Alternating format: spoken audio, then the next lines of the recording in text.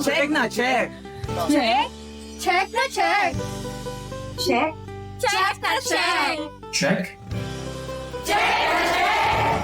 Check? Check na check. Tagumpay. Tagumpay. Tagumpay?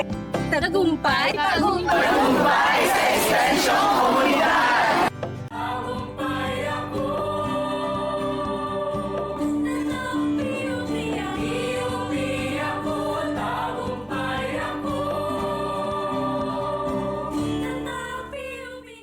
Isang tagumpay na umaga sa mga komunidad na nakikinig at nanonood sa anumang lugar sa Pilipinas. Ako po si Edna Tormon Bernabe mula sa Politeknikong Universidad ng Pilipinas at katuwang ang Tagumpay Channel. Ito ang Check, Tagumpay sa Ekstensyong Komunidad. Ang programang Check ay naglalayong maipakita at maipakilala sa publiko ang iba't ibang mga kahangahangang proyektong pangkomunidad ng mga state universities at colleges gaya nga ng PUP. Alinsunod sa panukala ng Commission on Higher Education kaugnay sa usaping Extension and Community Service, ang PUP at Tagumpay Channel ay maghahatid sa atin sa bawat tahanang Pilipino ng 30 minutong programang magpapatunay na ang bayanihan ay sadyang buhay na buhay sa bawat komunidad sa Pilipinas. Noong nakaraang Sabado, ating ipinakilala ang proyektong Salikhabong ng PUP College of Communication Department of Advertising and Public Relations, katuwang ang Handicap Center Lourdes. Sa tulong ni Doc Jet Reyes, ang project head ng Salikhabong at ni Ate Veron ng Handicap Center Lourdes, naunawaan natin ang dahilan at mga layunin ng proyektong ito. Ngayon namang umaga, atin namang kikilalanin ang mga volunteer artists ng Project Salikhabong. Sila yung mga nagsilbing facilitators natin sa training, at para sa mga volunteers at beneficiaries ng proyekto.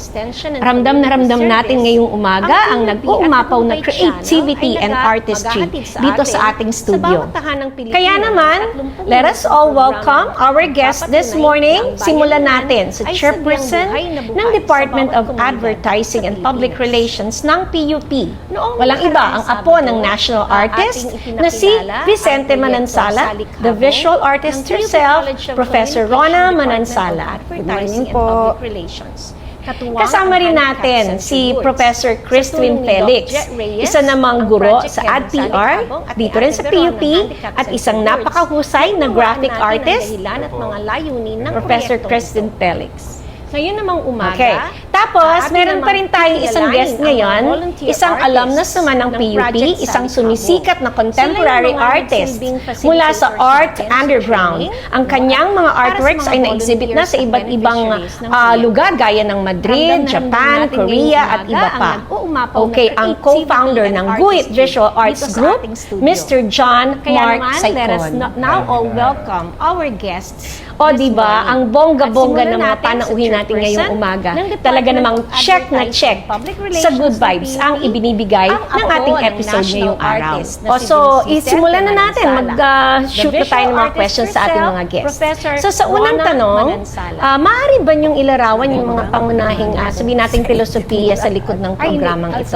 So, kahit sino pwedeng sumagot. Okay lang, dire-diretso na. Actually, yung ginawa namin to, naisip namin, unang-una makatulong sa Handicap Lourdes Center. Kung mabibigyan namin sila ng paraan para magkaroon ng kahit papano konting regular na pagkakakitaan, yun sana yung unang layunin namin. So, naisip namin, isabay doon, yung baka matuwa kasi yung mga participants na iha-handle namin sa handicap, makaano ng damdamin nila, mailabas yung kanilang art potentials. Professor Sa akin Christine. naman kasi, yung advocacy naman natin na tumulong sa mga PWD ay matagal na natin ginagawa. Pero this time lang, medyo naging formal kasi involved na yung program natin. Tsaka yung mga bata din, yung mga estudyante na tumutulong sa atin, tsaka yung mga faculty. So mas malaki din yung capacity natin na makatulong, hindi lang individual pero isang buong kolehiyo at universidad. Okay. So, paano alam natin na yung mga PWD sa Lourdes Center na may iba-ibang katangian at kakayahan naman sila. Paano nyo sinimulang i-assess ang bawat isa sa kanila, no? According dun sa dapat na magiging diskarte ninyo sa magiging pagtuturo niyo sa kanila? Kasi dahil art therapy nga yung naisip namin gawin. So yung unang bisita namin doon ni Dr. Reyes, ang ginawa namin, tinignan namin kung hinawakan namin yung mga kamay nila, tinignan namin kung capable sila makahawak ng paintbrush or kung kaya nilang gumawa ng paint movements, ganyan. Okay. So, ganun. Tapos tinignan namin kung magkakaroon sila ng interest sa mga iba't ibang kulay, sa, kung paano namin sila makakausap, paano namin sila, kasi napaka-importante nun paano namin sila bibigyan ng instruction para magawa yung dapat gawin. So, nakaya naman. That's how we assessed them. So, nakakatuwa lang talaga. Si JF? Sa akin naman, kakaibang experience yun. Kasi nung pagpunta namin doon, akala ko, tuturuan mo lang sila. Yung pala, pagpunta ko doon, ako pa yung natuto kasi tinuruan kami ni Ate Beron mag-sign language.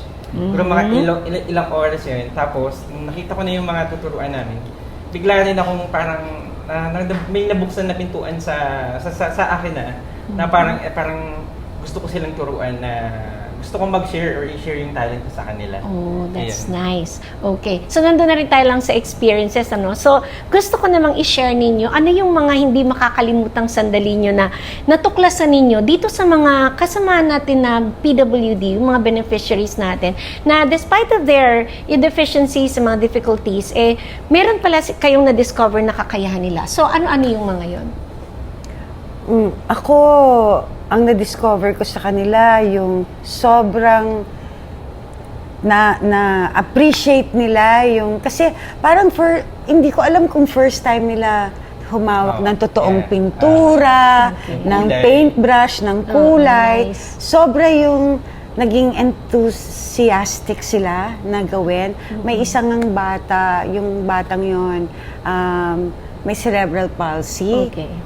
And kung makikita nyo yung naging reaction niya nung pinakikita namin yung artwork na natapos niya, yung sobrang saya niya, grabe. Okay. Grabe talaga. Christine. Sa akin naman kasi mahirap nga yung visual communication sa kanya na hindi tulad sa mga estudyante na pwede mong i-communicate yung talagang instruction. Sa kanila naman more on leading the way. And then giving them yung guidance. Ang maganda kasi yung visual art, universal language siya. So hindi siya napuputol dun sa communication lang. So lalo na yung isa si ate na visually impaired, tapos painting yung tinuturo. Oo. So nagano tayo Si sa Ate Riz, more on right. palm painting. Tapos mas kinakapa niya yung texture. Mas nagugusto niya yun. Parang therapeutic siya in a sense. Na kahit hindi niya visually nakikita, pero nararamdaman niya yung bawat hagot. Tapos tayo naman bilang audience, nakikita natin yung, wow, ito yung bawat stroke na ginagawa niya, yung mga kulay.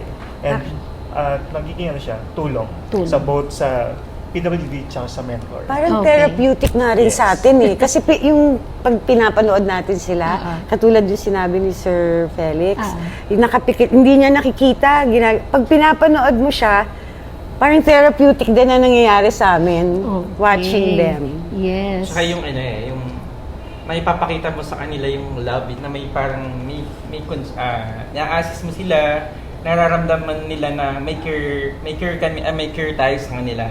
So, yung ngiti nila, makikita mo yung sobrang hagikik. Lalo na yung Saya sila. paikot-ikot yung isa na. Yung bata. Yung bata, grabe. So, ang gaganda ng mga experiences ninyo, no, habang ginagawa natin tong extension project na ito. Okay, so syempre bilang mga teachers, no, sa atin dito sa ating kolehiyo, alam natin yung mga tinuturuan natin na traditional learning, yung mga estudyante ninyo. Pero paano naiiba, no, yung ginawa ninyong pagtuturo dito sa mga PWDs na ating mga partner beneficiaries? Sa akin, kailangan mong maging gentle tsaka sensitive. Kasi hindi siya tulad nung sa mga estudyante natin dito na kailangan mong maging mahigpit. Kasi magiging professional yan balang araw. Dito naman more on sa mas lifelong learning din siya Okay. para sa both sa nagtuturo tsaka sa mga tinuturuan. Kasi kailangan natin maging sensitive parang ituring mo siya, hindi lang bilang parang mentee mo, pero more on parang anak mo na rin o kapatid, more on family. Okay. Tsaka, meron din mga tulad nun, kailangan orientation din sa mga PWD na meron mga certain label na corrected na or yung mga cues na kailangan. Kasi meron din parang nagiging excited siya masyado. Hindi namin kaya i-handle. So, kailangan namin ng guardian or si Ate Veron na kaya, ganyan talaga siya. So, ganito gagawin natin. So, kailangan din ng ano. So may iba talaga, iba rin Yes. kahit pa paano. Patience. Patience. Kailangan medyo mahaba yung pasensya mo. Katulad ng sabi ni Sir Felix, walang room para mapagalitan sila Yes. because of, their disability. So, talagang patience. Tsaka siguro puso. Kailangan meron ka nun. Pag katulad nila yung i-handle mo. Okay.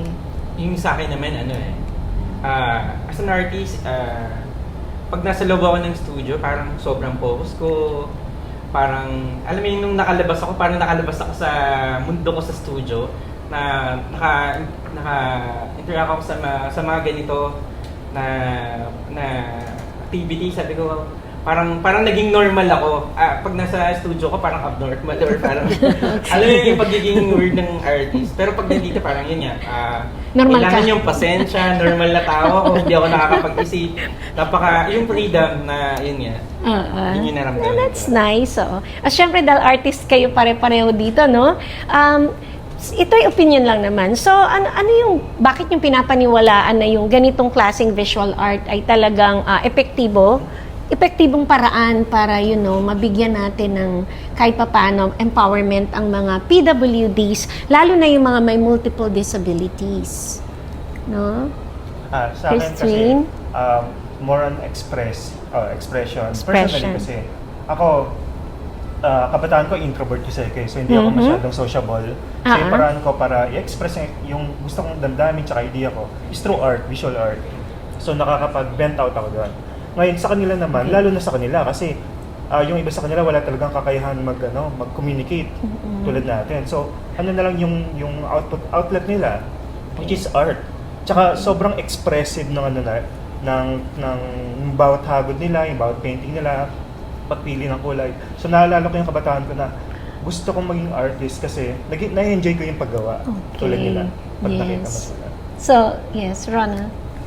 Ako, hindi ko mapaliwanag talaga Kasi hindi nga ang hirap ipaliwanag. Talagang hindi mo ma-express. Hindi mo ma-express.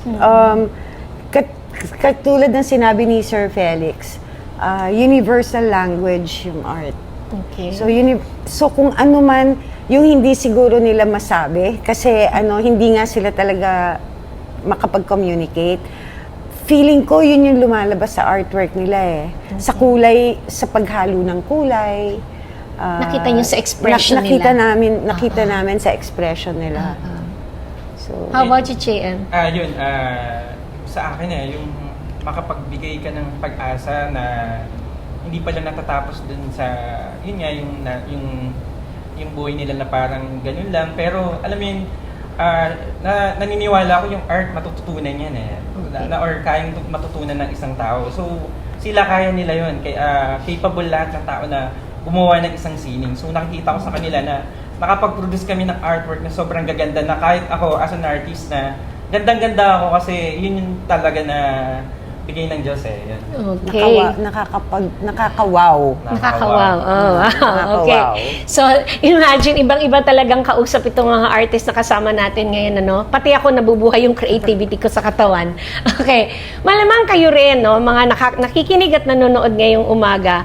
Kaya naman, bibitinin muna natin sila ulit, Dahil pagbabalik natin, another round of questions. We will be right back after this quick break.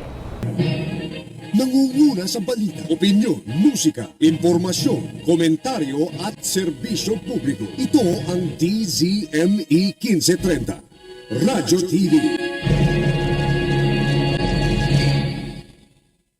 Balitang Good Vibes! Balitang Good Vibes!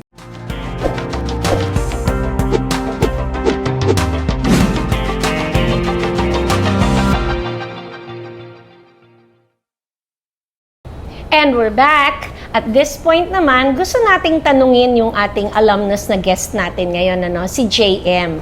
So may question tayo para kay Sir JM. Okay, so bilang isang dating mag-aaral ng ating universidad, ng PUP, ano yung mga personal na kahulugan ng pagbabalik mo dito sa atin sa PUP para maging facilitator dito sa ating extension program? Ano yun, ma'am, malaking bagay sa akin yung makabalik ka dun sa kung saan ka nang galing. Okay. Kasi nung nagsisimula talaga ako parang lagi ko iniisip yun kung hindi ako nagsimula sa eskwelahan na to, hindi ko mararating kung nasan man ako Yung, kaya parang, nung tinawagan ako ni Ma'am J, agad-agad talaga ako nag-volunteer. Sige Ma'am J, talagang excited ako na mag-volunteer. Yun yung naramdaman ka nun. Actually, may ilan ka pang kasama, di ba? Yeah, may ilang kasama pa. Okay. So, thank you naman at nagbalik ka dito sa atin sa PUP para dun sa project na to. Bukod naman sa mga artworks na nagawa na nila, paano nyo naman sinusukat ang tagumpay at saka yung epekto ng program na Canvas of Possibility sa buhay at sa kumpiyansa ng ating mga PWD beneficiaries? Sa akin, bukod dun sa mismong artwork, which is yung parang tangible na resulta ng extension, more on sa lifelong skills, like hindi lang dun sa tinuruan naming mga PWD, pero kahit sa mga guardian nila, nadidiscover nila na wow, kaya palang gawin ng anak ko to. Parang hindi nila alam, parang dun lang nila na nalalaman din. Tsaka yung confidence nila na, tsaka lalong-lalo na yung pag-asa sa buhay. Na hindi lang pala ganito na tayo, kundi meron pa naghihintay para sa atin na binuksan natin through yung extension ng PUP, okay. Yes, Rona. Yung saya nila. After nung every session namin, yung saya na makikita mo sa mga mukha nila, grabe. Lalo na, anong pangalan ng batang yun? Yung Si Mark yata. Si Mark, oo, yung maliit. Grabe yung saya niya. Parang sobrang proud siya. Pinakikita niya sa lahat. Kakalabitin niya talaga kami para pakita na, gawa ko to, in his own way. So, very proud. Because I also, part nito Pero yung, bukod dito, di ba, may balak tayong gawin later on, yung parang maging sustaining ito para sa kanila. Would you like to say something about that? Yeah, actually, no, it's what we're trying to work on. We're still trying to find a venue na maganda ang foot traffic to exhibit their work. Bakit kami naghahanap ng venue na maganda yung foot traffic? Syempre, the possibility to sell the artworks that they did. And then, we're also trying, baka ngayon, malapit magpasko, baka merong mga company na gusto nilang gamitin yung photos ng artwork nila for their company Christmas souvenirs para ipamigay sa mga clients. So, that's what we're trying to work on now. Okay. Christine, may additional ka pa? Kasi ito ay magiging parang... Ito yung parang magiging sustainable. Sustaining nila. Ng extension. Kikita sila somehow. Magkakaroon sila ng kikitain dito. And they can work on different artworks again. Exactly. And then sell it again. And, gawing merchandise.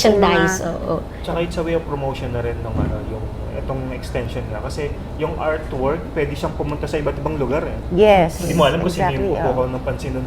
Ay, ang ganda naman. Sino gumawa nito? Tapos background check, wow, PWD yung mga gumawa nito. So, mas makakakuha ng attention. Hindi lang yung extension, kundi yung Caritas na partner natin.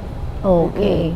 Yes, okay. So talagang very inspiring. So yung next question naman natin, yung mga experiences nyo ba dito bilang facilitator at mentor ng sa Lourdes Center ay nagkaroon ng direkta or kahit hindi direktang impluwensya sa sarili ninyong professional na body of work or sa inyong proseso ng paglikha o sa mga mga tamang tinatalakay ninyo, no? So papaano ito?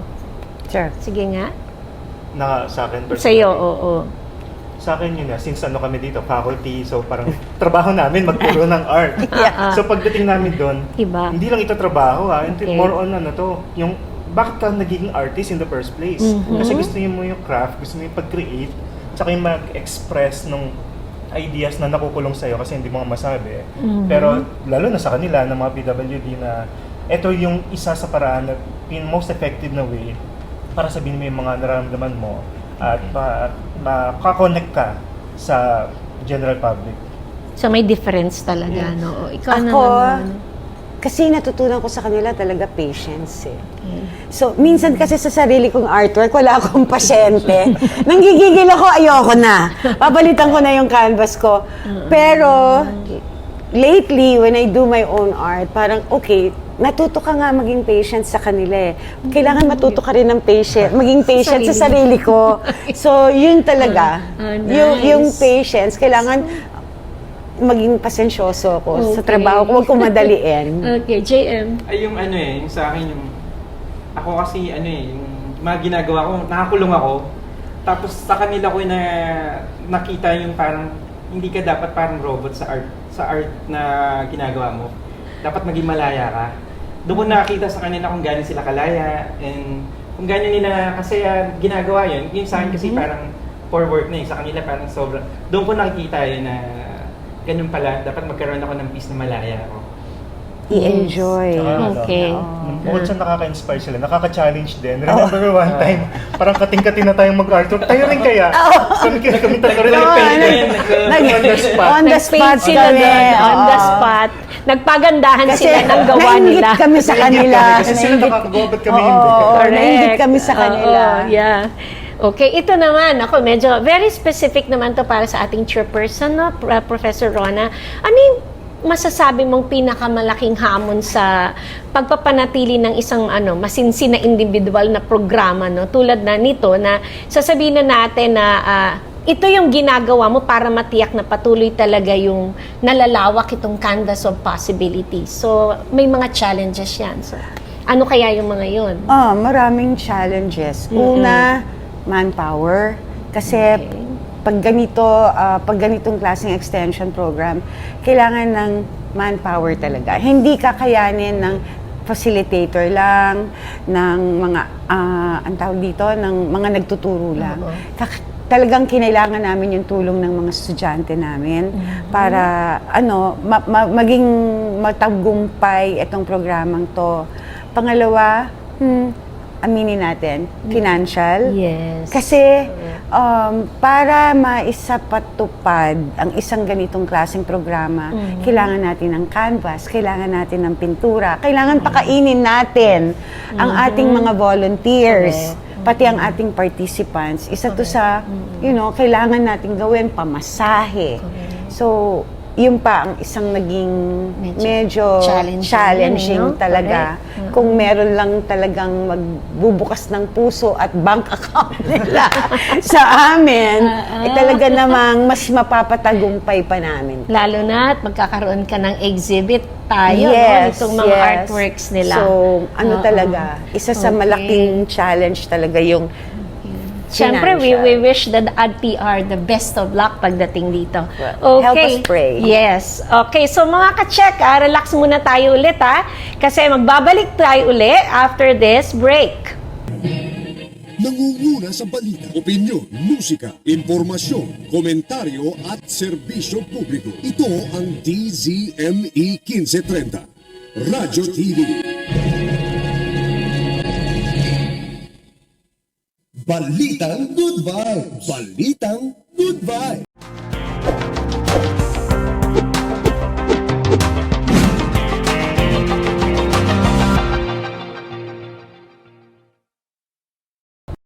Tagumpay na umagang muli sa mga nakikinig sa DZME 1530. Ito ang check. Tagumpay sa ekstensyong komunidad na bahagi ng programang Good Vibes. At napakabilis talaga ng oras ngayon at narito na naman tayo sa huling bahagi ng ating programang check. Kaya naman bilang panghuling katanungan sa ating mga guest artists ngayon, isang final question na lang para sa inyong tatlo. So ano ang pinakamahalagang natutunan ninyo sa experience na ito, lalo na sa pakikitungo sa ating mga beneficiaries na PWD? Siyempre, hindi natin maikakaila. At ano ang mensaheng nais nyong ibigay sa mga tagapakinig natin sa mga karanasang ito? For me, lalo na nandito si JM na bumabalik tanaw, no? Sa pinanggalingan niya. So tayo din, parang bumalik tanaw tayo, hindi lang papunta kung saan natin gustong pumunta, yung mga target nating mga dreams, pero balikan natin, sino rin yung mga kapwa natin dreamer na nangangarap din na mag-create, lumikha. Kasi balay mo, tayo maging instrumento para maumpisahan nila na gawin yung mga pangarap nila, lalo na sa mga kapatid natin, mga PWD, na hindi nila nasasabi yung mga challenges nila, difficulties nila, pero through us, through artworks, magiging tulay yun. Nagkaroon ng daan. Natin sila. Yes. Yes. Okay. Sa akin, nung una parang wala lang akong pakialam sa buhay ko no?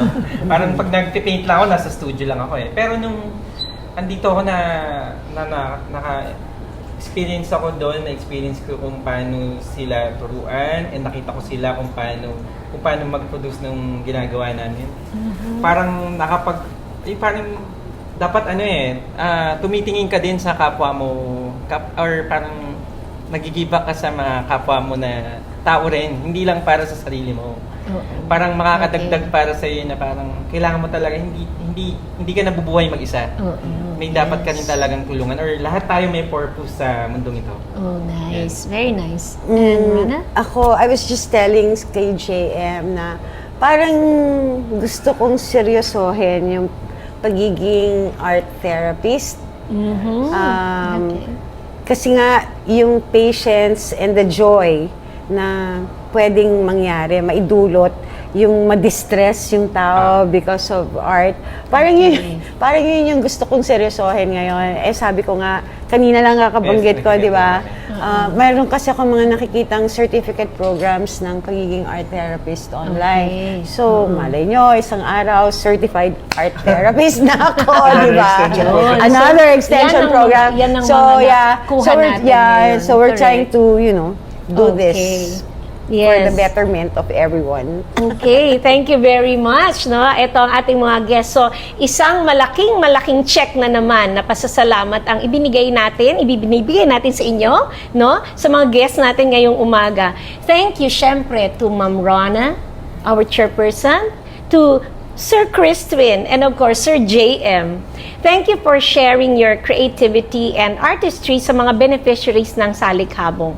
Sa susunod na Sabado naman, sa ikatlong bahagi ng Project Salikhabong, atin namang makakasama ang mga beneficiaries ng proyektong ito mula sa Handicap Center Lourdes. Tiyak na isa na namang check na episode ang ating aabangan. Kaya naman, lagi nating tatandaan na ang komunidad na nagkakaisa ang siyang daan tungo sa tagumpay. Ito ang check, tagumpay sa ekstensyong komunidad. Hanggang sa susunod na Sabado, ako po muli, si Edna Tormon Bernabe ng PUP, naghahangad ng buhay na check para sa lahat ng Pilipino.